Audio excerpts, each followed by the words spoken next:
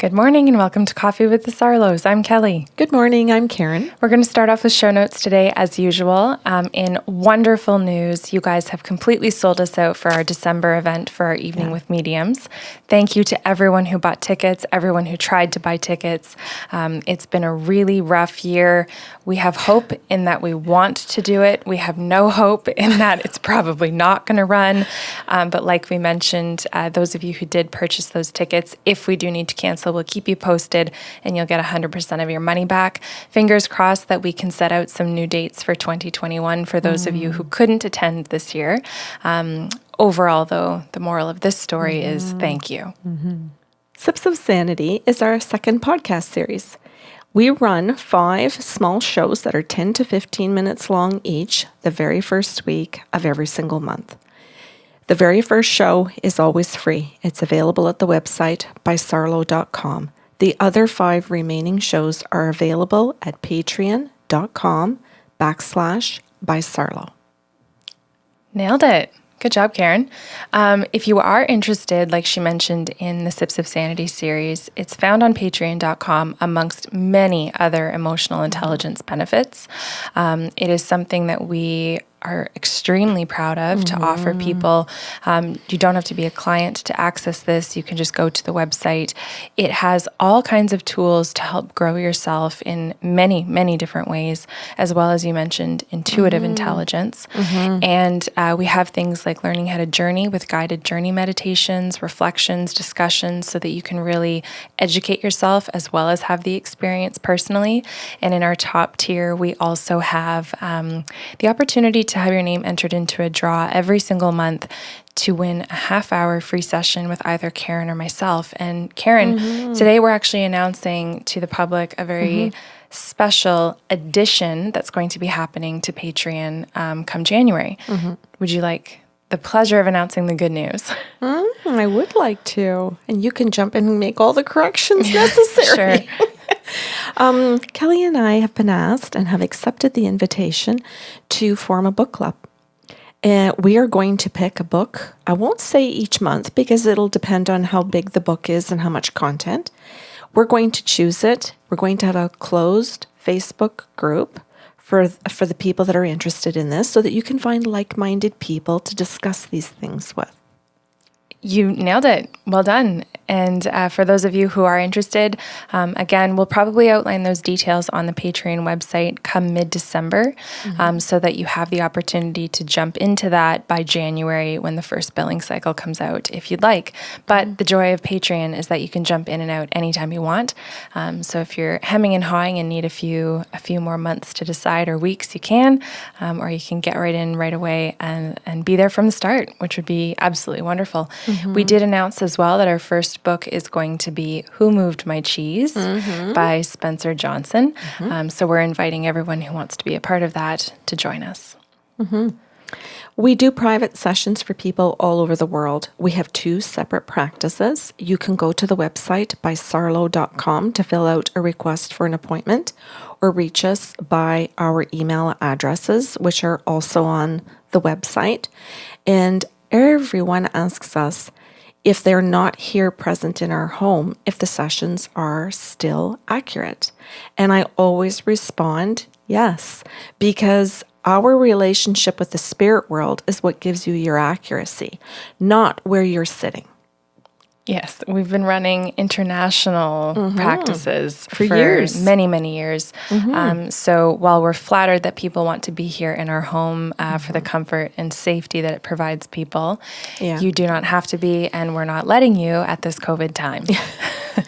So please don't hesitate if you're wanting your session. We're happy to provide that via Skype, FaceTime, telephone, Zoom, WhatsApp, and TheraLink. And last but not least, we also like to mention that gift certificates are always available if you want to purchase that for yourself or for anyone anywhere in the world. We can do an e-certificate drawn up really quickly and send that off to you if you're looking to gift a session or Patreon, whatever you wish. Okay, so are we good to jump into today's show? You guys, we did the opening like 8 times. And Karen was really struggling, and I thought, I made fun of her, of course, just for good times, and thought I'll be the one to screw up publicly. So there it is. Let's hope it's the only one. It always happens. Yes, I know. Okay. This is a client who, you know what, it's not going to matter about, I think anyway, about what device they use, whether it's Zoom, Skype. And I often say those things because it can. And this is actually about 3 sessions. Oh, wow. And it starts with a mom that calls. And this mom, I'm going to say, is maybe around 60. And I'm saying the age because of how this progresses. So she calls in and she just, a name. Millie. Oh, I love that. Okay, so Millie calls in. If I ever get a dog, I'd love to call her Millie. Okay. So I don't know where that came from, but so Millie calls in and she says, could you go open Karen? And she is a listener. And says to me at the beginning of the session, I love the podcast. So contrary to last week's podcast, she really means open. No. Oh, shit. Millie. Yeah. So she says, I'm a listener of the show and I want to be open. And I find this is common where people call in and say, I want an open session because I'm open to what you're saying to me. And that's not what an open session means. But I'm really seeing how confusing this is. Yes. And then she says to me, well, I want an open session. And immediately her spirit guides say to me, this is not open at all. She has complete direction here. She's got a list in front of her that she wants to know about her own life. She wants to know about her contracts with her son and with her daughter. Okay. So bingo players, for those of you who have requested bingo sheets to play along with Coffee with the Sarlos, we hope you're having fun already. And I did not pick a Grey's Anatomy name yet. But I wanted to say, we're likely going to have to add a square that says open session is explained again. That's true. And I find even with people who are listening to our show on a regular basis, they're still not understanding what open means. And now I can imagine some of our listeners are screaming at the TV, screaming at the podcast. Okay, so in the interest of being kind, yes, because I'm screaming in my head, open is what we go through. Your openness is what we go through when we go through consent. Yes. So when you say, yes, I am open to medium, yes, I am open to hearing these kinds of messages, you have said, I am open. Yes. Then when we flip it and say, how would you like to run your session? An open session means I'm handing it over to the guides. They can direct the whole thing. I want to sit back and put my feet up and take notes. Right. Open means the guides do what they want. Right. And some clients then say to me, no, don't. Oh. Don't fuck it up. Let's just leave it as an explanation. Where they're like, oh, I get it. And so Millie has a list and has confused the term open. Yes. As to who needs to be open. Yes. Okay. So I explained this to her and she's just lovely and just says to me, oh, silly. Just calling herself silliness, eh? And she says, of course. And then I said, is this correct? I said, because I've doodled it all on your page that this is actually about contracts. And the guide said, well, she's here for the tools. Oh. And I'm like, what? And they're like, no, she's actually like really booking a session for tools. And I'm like, oh, this is fantastic. So I said, is that accurate that you want tools big time? Wherever the guides show a contract issue, where the contract or someone is not on their right path, you want the tool. And she's like, yes.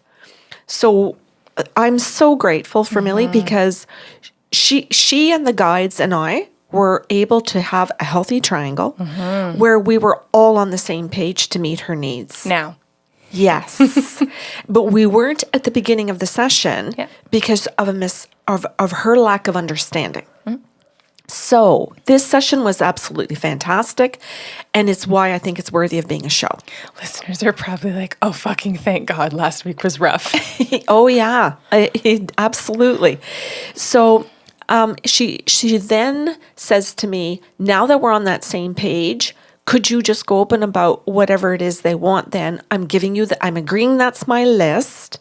I don't need it in a particular order as long as you get it all done. Cool. And I'm like, yes, absolutely. So I said to the guides, what do you want to do? And they said, well, we really want to go back into Millie's life and the way that she was raised. And we want to talk about people pleasing. We want to talk about the forms of abuse. We want to talk about setting boundaries. Because as we go on into the rest of the session, Karen, she's going to ask questions about how do I help my daughter? How do I help my son? And it's going to come back to her toolkit about people pleasing, verbal abuse, and setting boundaries, and emotional wheel, and so on and so on. So everything in part 2 and 3 of the session, son and daughter, is actually going to come back to the fact that she didn't get her own tools. And that what she's actually looking for in the terms of, on her page is written, what are my next steps, direction. Her direction is these tools. Nice. We're not talking about the next step is having a dinner, or the next step is, Yep. I don't know, anyway, there was so much that comes through in this session because her guides are spot on. And Millie is in a place of writing it all down. So at the beginning, I did not remote view her. At the beginning, I listened to the guides and I literally just took a pen and paper and just wrote down emotional intelligence wheel. And then I didn't even notice, but the guides wrote down anger, fear, and sadness get mixed up. Mm. And that kind of plays out later because it really does. And when we get to that part of the wheel and we start talking about it, and we go into the second and the third levels of those words on the emotional wheel, she actually has her aha moments that while she thinks that she's sad most of the time about her 2 children, she's living in fear. Mm. And it's motivating her behavior to try to fix them, instead of acknowledging that she's sad and staying in it and letting them fix themselves. Ooh, I learned something.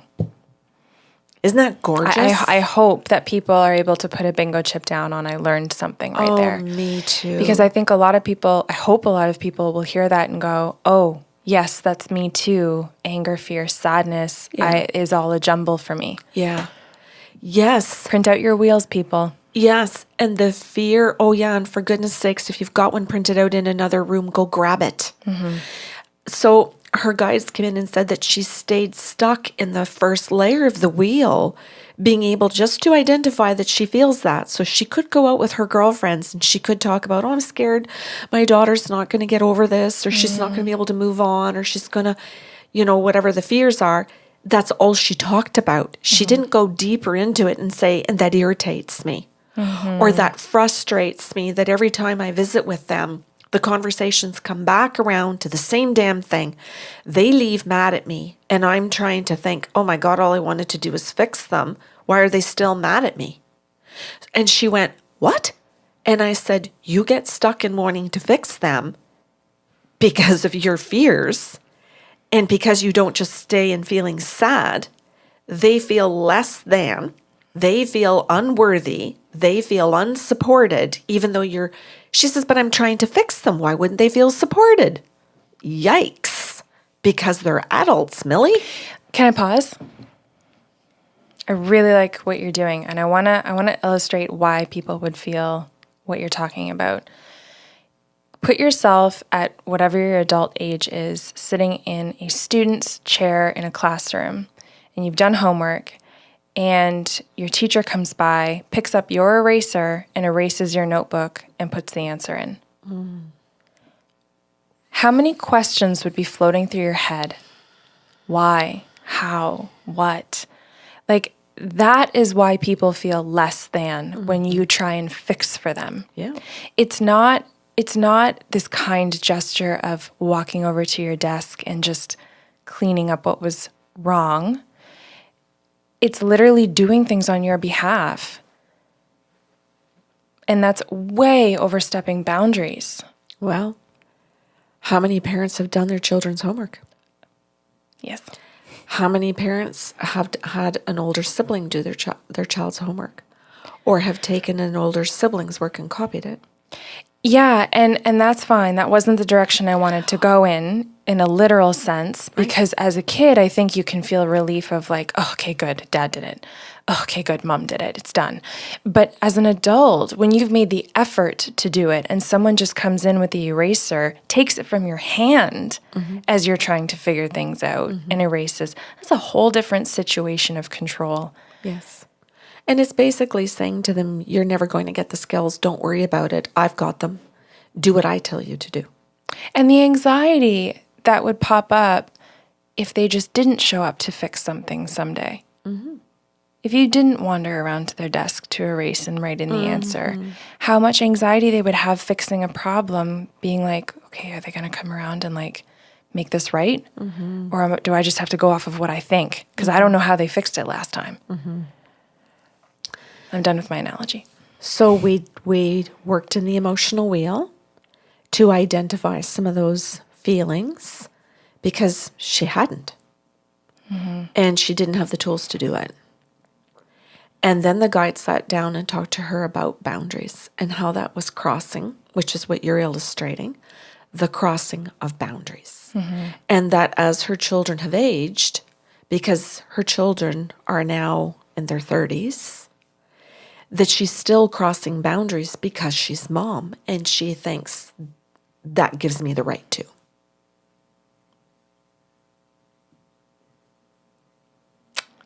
Which makes a mess because then you don't have 30-year-old adults. And chances are Millie's parents did the same to her, which is what happened in this first part of her session, was her parents came in to say, we're sorry. You're doing this because you think this makes you a really good mom, because we did this to you. And you wanted to be a good mom because you thought I was. When in fact, I'm standing in front of you saying I wasn't and I'm sorry. And this is what it did to you. It taught you a pattern. So we're going to fix the pattern. And so at first you can see and hear Millie's resistance to, oh, don't criticize my mom.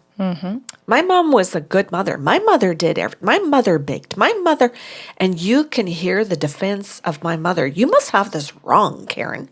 And so I have to work hard at the apology for her mother. Because Millie really doesn't want to hear the apology, because in order to do that, she has to take her mother down off that pedestal. And her dead mother is saying, oh, for God's sakes, why is this so hard? And I'm like, well, because you did it her whole life and you died before you acknowledged it. So it's going to require that I work really hard on your behalf to get Millie here, to be able to understand this. So I need a moment. And her mom's like, oh, okay. So you can see, like, her mom just kind of like, if I could say she sits down for a minute, because I have to explain this to Millie several times before she's willing to consider an apology. Consider moving her mother off of this pedestal. So that she then, and I said to her, Millie, at some point, if you can't accept any of this, how are we ever going to move on to the fact that you've done it to your own children? And she went, well, shit. Well, shit, Karen. And I said, yeah. I said, removing mom is actually going to have an effect on you and your children. Mom's passed over and has figured it out. She's rooting for you to figure this out. Can you get on board here so that we can get to the rest of this session? Or is this going to be your whole session? And she goes, oh my God, I'm understanding what you're saying. I'm blocking. And she goes, and that's one of the forms of verbal abuse. I've heard your show. Millie, yes. And I'm like, okay, good, Millie. You go get Patricia Evans' book and you look up blocking, because it is exactly what you're doing. And your mom wants you to heal, wants your children to heal, and you've got grandchildren. So she wants her great grandbabies to heal. And this is a domino. So she's wanting to get this domino going because she realizes it's her grandmother too, and she realizes this goes back in ancestors, but she's willing to stand here today and say, it's okay. I represent all the ancestors that did this generationally. I'm just saying this to my daughter. So that was just lovely for Millie to hear that she's breaking, or has an opportunity. I just want to say 3 cherries. Yeah. Ching, ding, ding, that she gets to say or help. I think it's super funny that we just said 3 cherries and you chose 2 different sounds to indicate 3 cherries. I did? You don't know you did? No. What did I just do? Ching, ding, ding. You can tell who's not a gambler. Yeah, moi. Go on. Don't do well in casinos. Okay. So Millie makes this moment. She has this, okay, I understand how important this is for all my ancestors on the other side. I'm doing this for mom. And then she stands there and she goes, and Karen, I'm going to do it for me, and I'm going to do it for my kids. And I'm going to do it for my grandbabies, because I'm the grandma now. She says, so I'm the one they're putting on the pedestal. Because I'm doing this. She goes, oh my God, I'm my mother. Okay, Millie, let's take a breath. It's super funny. It's so That's awesome. funny / kind. Yeah. Because grandma's laughing, her mom's laughing. I'm having some good chuckles. Millie's having some good chuckles. And I said, Millie, thank God that you're willing to bring humor to this, and to have a good laugh over it, because we've got some really hard work to do. Well, I like that you brought that up, because the humor, especially in how you've just described, allows for momentum. Oh, yeah. Before an action has actually even been taken, which is yeah. really cool. As opposed to the people who sit there and are like, okay, I have homework, and walk away. Yeah, and then think the homework is drudgery and hard and difficult. That's my point. And I mean, when they do the first action, it's like, oh, okay, I can do this. This is easier than I thought, or this feels good. The momentum is built often after the first action, but the humor can actually get it jump-started. You got it. I can do hard things, right? We love that from Glennon Doyle in Love Warrior. That's a throw out. Super and Untamed. But And Untamed. You got it. So then the rest of Millie's session goes to that she needs help in this area. And I said to her, can I have permission to send you some podcasts at the end of the show that could support your session? And she said yes. So I put the tick down on the bottom of the page that I have permission to send her some podcasts. And I did tell her, anything I send you will be free in terms of the podcasts. If you want more than that, then there's this issue. I know. She says, I listen to the show. There's patreon.com. She says, I get it. Oh, that's and nice. she goes, I'm understanding now why I should go check it out. She says, I've listened to your shows and I've heard other people who need it. I didn't think I did. Yeah. It's so funny when you hear, like, I find that to just be one of my most beautiful moments when you hear a client go, oh, she meant me too. Yeah. Not just all the other people listening that are dumb shits. I'm one of them. In a fun way. I feel like, and I hope that we've all been there. Oh, freak. I've been there a million times. And I mean that in the sense of, I hope we've all had that humbling of a moment, but felt that safe to be humbled that way. Oh, yeah. Kelly, I go back and listen to the Sips of Sanity. I go back and listen to the old podcasts on coffee with the Sarlos.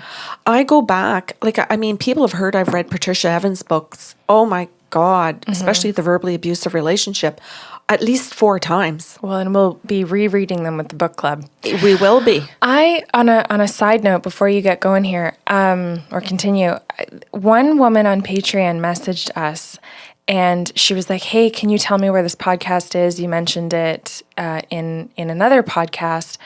No, can you mention the book recommendations? They're not on the website that you mentioned in a podcast. And I responded to her and I said, girl, you must be listening to a really old podcast because that was like 2 website developers ago and they're not there anymore. And she says to me, yep, that could be possible. She goes, I go on my Spotify and I just take my finger and I fling it and then I pick a show and I listen to it.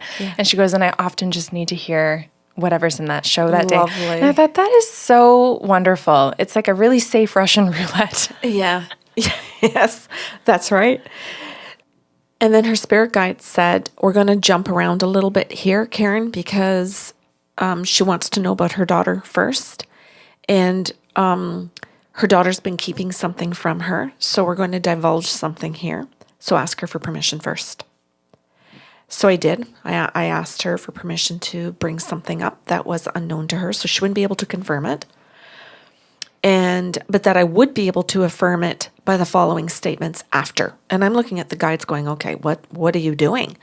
And the guide said, well, her daughter is involved in drugs and she's a drug addict. And this is a big issue. She wants to know if her daughter's going to be okay. And she's in alcohol as well.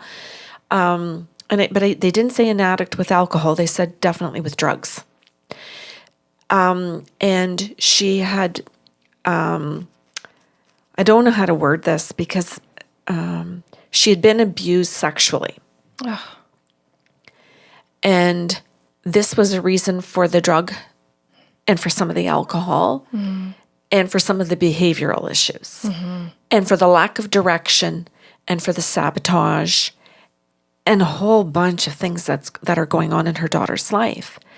Even though her daughter tries, like she does, she tries to go to university, but she sabotages things. So then they said to me, now you can affirm that information when you give that by following it up by saying, and you would understand, Millie, because it happened to you too. Oh my God. And I'm like, oh my God, really? And they're like, yes, except she didn't go into drug abuse. She went into alcohol abuse. And so there's a pattern in the family. And I said, well, hold up then. I said, this would be solid affirmation then if all of that's correct, you guys. And they're looking at me like, what do you mean if all of that's correct? We're telling you. And the son has drug and alcohol abuse as well. And I'm like, okay, so this is something that can be addressed and all the tools can apply to all 3 of them. And they said, yes, that's why she's here. She knows all of this. She's reaching out for her own tools today. That's why the tools are such a big freaking deal. And I said, can you tell me then if she's done therapy? Because that would be a good affirmation too. And they went, they've all done therapy, all 3 of them. And I said, okay, well then what am I doing? What's my purpose? And the guide said, well, first of all, she doesn't know the whys. And they don't know what she's been through to understand and accept and help her with her alcoholism. We need all of this out on the table because none of them have told their therapist this. Oh my goodness. And I'm like, okay, so here's a really good reason why therapy doesn't work. Because people don't tell their therapists the things they need to know to help them. And I think that's a good message in today's show as well. People have habits, or I don't know what they are, actually. It's not a habit. But I hear so frequently, I've been to therapy and it didn't work. And the spirit guides go, yeah, because you didn't tell them things. The therapist can only be as effective as the information they are given, even when they flat out directly ask you these things and you deny them or you divert. You withhold, you avoid. And now I know everybody who knows our show is listening to the forms of abuse. So these people go in to seek therapy and help and then abuse their therapists. They don't really give their therapist an opportunity to fully address what's going on. And this is one of the things that's presented to Millie, is that well, I'm going to say all of this is presented to Millie just to help people listen to the show, so I'm not repeating it all. Yeah. And she just listens to the part about her daughter. And we need a moment. Millie needs a few moments to process this. And I just wrote notes and said, you let me know when you're ready to proceed. I'm going to do some note taking that the guides are saying. And when you're ready, tell me. So I can't remember how long she was silent. It was probably a good 5 minutes. Oh. And I could hear her crying. And I just was silent and I wrote everything down. And then I heard her saying, okay. And I said, well, you don't need to rush because I'm writing things down. It's going to be on the page. We can get through it. But also it's going to be sent to you at the end of the session by email. So all your notes are here. And I said, and then she gave me the validation. So people listening might think, well, wait a minute. Did she give you the validation that she'd gone through it too? Yes, she did. And then the guide said she wants to move forward. She's looking for the tools. So I said, okay, Millie, I understand that we've unloaded a lot. And now the tools. And she said to me, the best words I've ever heard. I'm not in a rush. I am rebooking. Yep.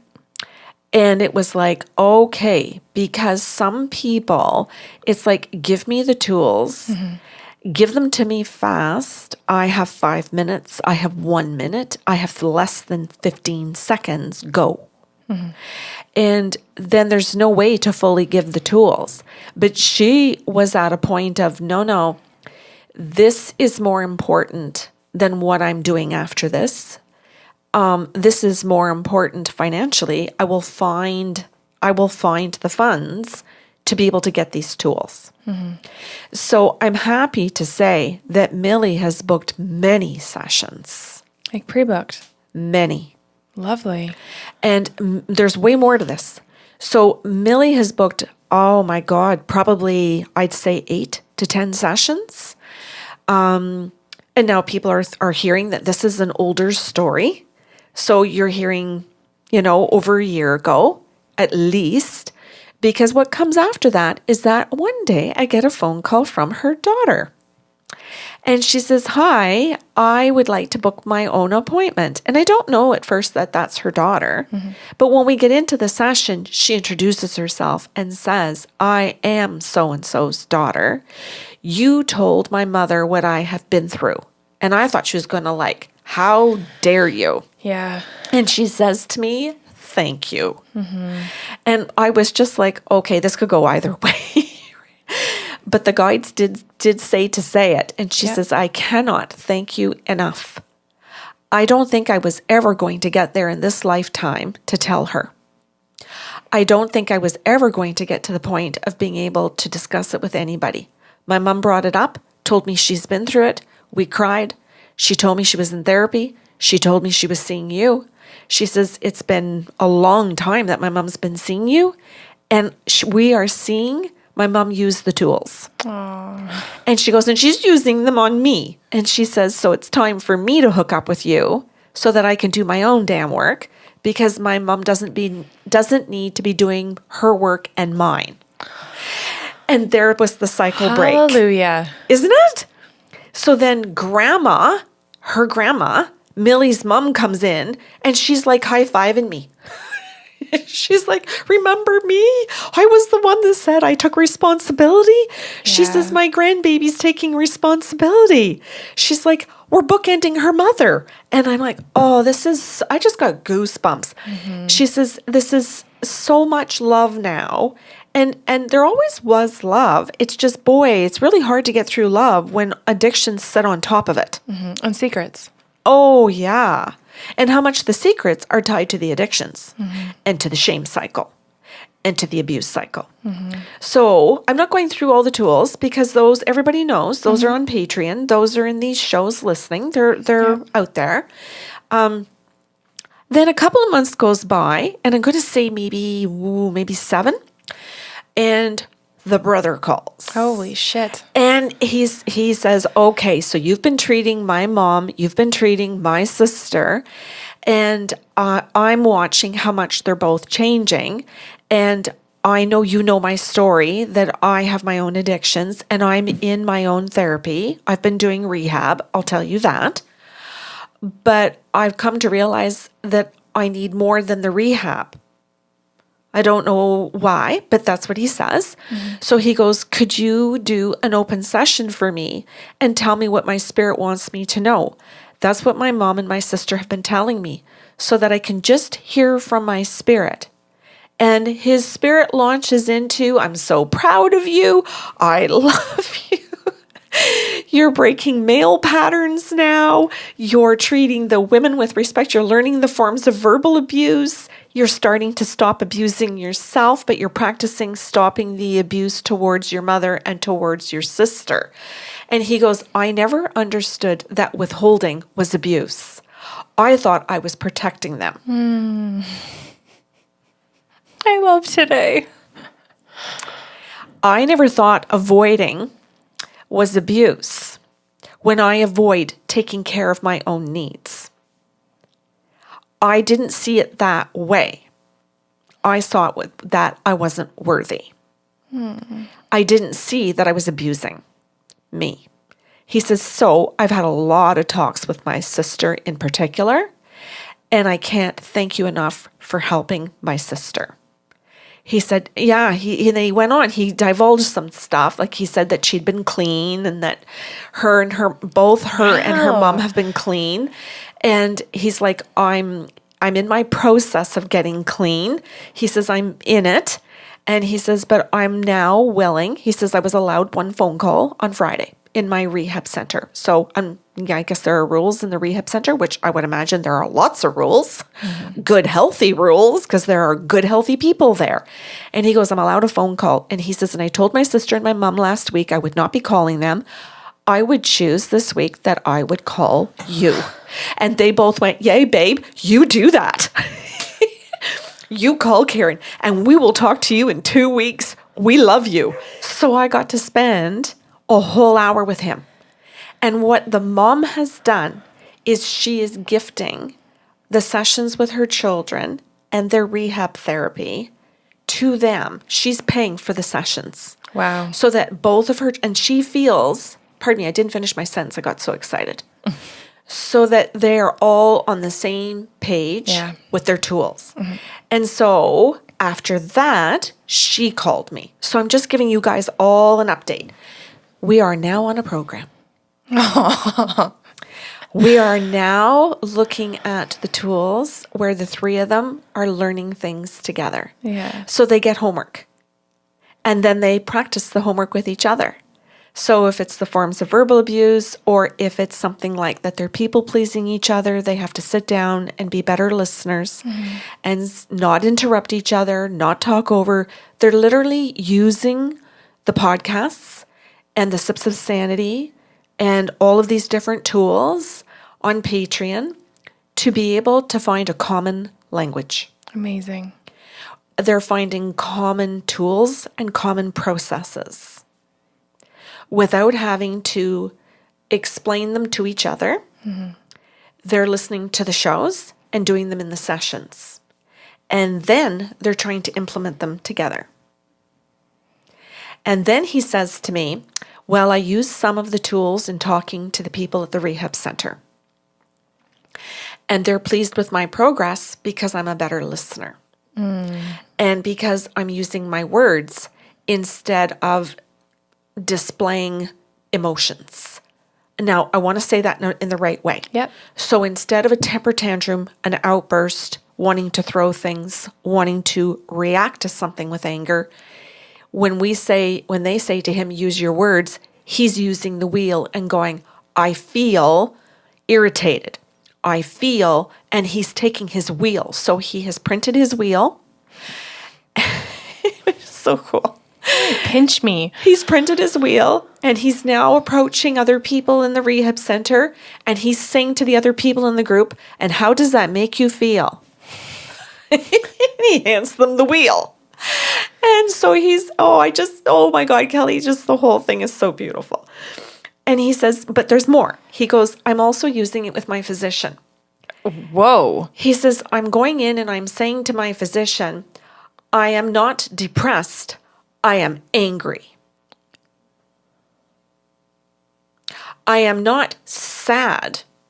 I don't need antidepressants. I am in rage. And I feel this. It irritates me when you talk over me, when you don't listen to me. I don't want drugs.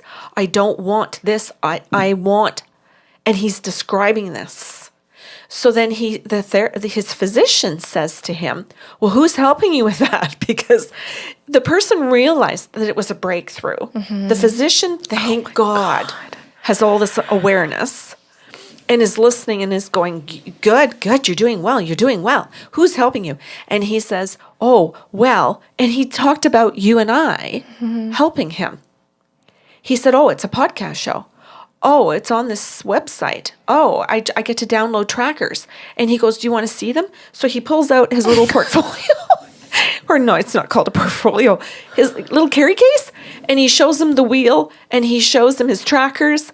And his physician goes, I think we can wean you off the medication as you're doing this. Are you telling your therapist this? Are you telling the rehab center? Oh and my he God. says, yes, I've told them at the rehab center. They're letting me work with the tools. They're letting me implement them in what I'm doing. And he says, have you told your psychiatrist? Because your psychiatrist, and he goes, never mind. He goes, I already know what you're going to tell me. Karen said it. My diet has to change. And he goes, so Karen is not a nutritionist, but she's told me to find one. So that's what I've asked for Christmas. He goes, and Kelly, these two, the son and the daughter in their 30s, and they both have kids. They both have partners. So there's there's going to be a ripple effect. Is going to be. Yes. Oh, yes, I see what you're saying. Like I'm wiping tears away in today's show because of the three of them. Yeah. Kick-ass family. Oh, badass family. That's the dirty work that I've been talking about. Yeah. The good dirty work. There and the thing of it is that it took time, but I think that totally by the time the mom had made her very first phone call, this is close to 2.5 years. Whatever. Yeah. They're my age. Yeah. And I think about their children. They have a lifetime of health. Yeah. I'm so proud of you. Oh, thank I am you. so proud of you, and this is not in comparison to anyone listening and your own career and your own desires and dreams. I am so proud of you that you are not an administrator, that you didn't stay in these jobs that you were great at.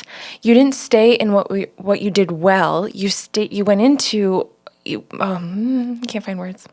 You went into what you were passionate about. You went into what you couldn't ignore, which were the healthy voices saying, help people. Well, back at you.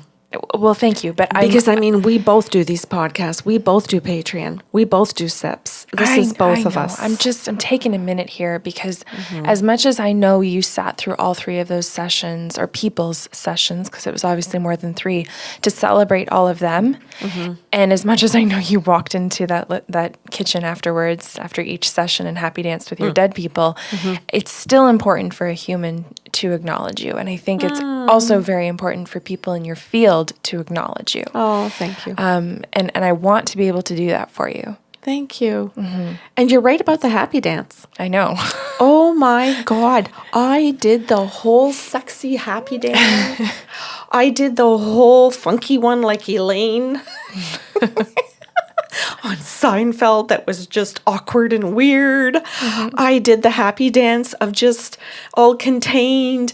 Honest to God, Kelly, I felt my heart just so open and expand when I realized how much this was changing the humans. Yeah. And then to see the grandmother come in and go, thank you so much. And I'm like, wait, I've got music. Stay. We're going to dance. We're going to dance. Don't go anywhere. It was just, this was Friday night. This was my past Friday night. And I danced because you asked me at the end of the evening, what did you do tonight? And I said, I danced. And Gina called and said to me, what did you do tonight? Or what did you do last night? And I said, oh, I danced all night. I danced with their grandma, like the grandma that had crossed over, for a good hour. And then all kinds of other spirits came in and, just spirit guides and spirit animals. And it was so fun. It was so much fun. Yeah. And that's the full cycle for me. You know, I sit here and I wonder, and this might sound absolutely terrible, but I'm going to say it anyway. Like, I wonder if people are listening and think like, it's a goal of mine that when I die, to happy dance with Karen Sarlo. I hope it is. Because I as bad as it sounds like it's a goal of mine, because I don't want to live a day without you. So I would rather set a goal to happy dance with you as a dead person in your current kitchen. But I know it's your hope too, to not live a day without each other. Well, but sorry. I'm going to say that's difficult to say because I understand that, but I also know that you're decades younger than me. Yeah. And that you have your partner and your brother and your dad, and that you have the right to your length of life too. So I don't wish for it, but I understand what you're saying. Because I would not wish for your life to be short when there's so much of you to be shared with people. Well, I might wish for a short life come November 4th. We're taping early here. Okay, I hear what you're saying. However, on different terms here. I do wonder if listeners sit there and think like, man, I'm of a certain age. One of my goals is to happy dance as a dead person in Karen's kitchen. Aww. Well, I tell you. And have coffee with you and show up on your shed. And like, I just. Yeah. Kelly? I would. It's in, and I don't want to ruin this for people on Patreon, but Patreon's blog for November has to do with how I see and experience pets. Yes. And how they come into our home to interact with us. I won't say more, but that's November's blog. Okay. And it's cool. It's pretty cute. Is that the show? It is the show. I didn't want to. Even though I want to keep talking to you, it is the show. You can keep talking to me. We work together. We're going to have dinner together. Okay. Thank you so much. Because I also know too that like, and this is one of the difficult parts of the job, which if this is the worst struggle, who cares? You will run upstairs into my room and be like, can I tell you about a session I just did? Yeah. And you're like brimming with excitement. And one of the most painful questions I have to ask you is this a podcast? Yeah. And you'll go, yeah. And you walk away because, as I've mentioned, I like to listen to things for the first time so that I can listen like the rest of you do and have those reactions and ask questions and whatnot. So it's difficult for me knowing that was your Friday night and that was the excitement you would have, come through that door with. Yeah. And then to have to hang on to it for a week before we had an appointment to sit down and record. It's okay. It helped because I got to call her. I got to call the mom. Yeah. I got to ask for permission from the three of them. I got to get more details that I didn't remember from any of the sessions, which was important. Oh, the whole thing about the doctor, totally did not remember. There's so much that I don't remember. Well, 2 years. Yes, that I have to call and say, what were the facts and which ones do you want said, which ones not? Well, so long as you're not saying names, you can say it. So we always change the names, right? And not try and give their location or anything, because it doesn't matter. We're not trying to call people out and say it's this person's story. We're trying to say, here are the lessons. Is there anything here that is of value to you? Yeah. Much like Millie said, Yeah. oh, well, I could see where it was useful for others. And then it was like, oh, shit, she's talking to me. I feel like that a million times in the sessions. Yeah, same. Oh, I do. Yeah. Yeah. I'm always having to hear the I will lessons. flat out say to people, oh, I heard that as a human, and I'm going to write that down for me. Oh, me too. And oftentimes you're out of your body and you don't hear anything. Anyway, thank you so, so much. I also want to thank you as a business person publicly too. I'm very grateful that you put together a wonderfully positive show today. Because I mentioned like last week was difficult. It was difficult for us. It was difficult, I'm sure, for listeners to hear and think that was the Saturday show you gave us. Yeah. So you always bring a really nice balance, and I'm just very appreciative of that. Well, so do the clients, and so do the spirit guides. Yeah. I find that they give balance too. Yes. Like and sometimes to the point where there will be so many really uplifting sessions that I'm almost afraid to go to the next session going, this is going to be the one. Oh dear. Balance is coming. Yeah. Well, regardless, thank you so much. Yeah. Oh, you're Appreciate welcome. it. Okay, so if you guys have questions or comments about today's show, you can email us at info@bysarlo.com. As we've mentioned multiple times throughout the show, if you would like to join us for more tools on emotional and intuitive intelligence, you can join us at patreon.com/bysarlo. And if you have questions about that, contact us directly. We're happy to help you navigate the site as well as the tools. If you have time today to like, share, subscribe, review, write a testimonial. Anything you do helps us out. Spread word, spread great stories. And as you've heard today, help people with the tools they need to have a healthier life and relationships. Thank you for listening. We hope you have a beautiful weekend.